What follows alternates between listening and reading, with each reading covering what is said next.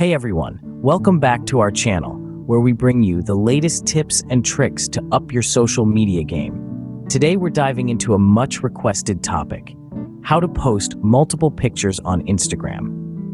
Whether you're looking to share a series of snapshots from your latest adventure or curate a collection of your favorite moments, we've got you covered. So, let's get started.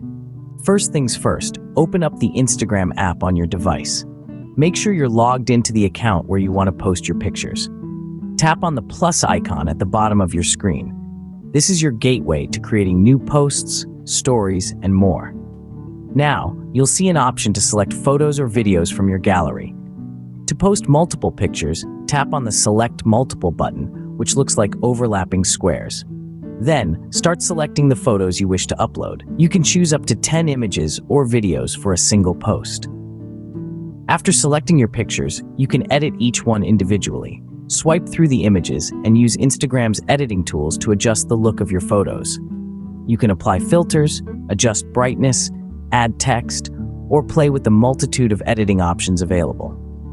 Once your photos are ready to go, it's time to add a caption. Think of something engaging or descriptive that ties your photos together. You can also tag friends, add a location, or include hashtags to increase your post's visibility.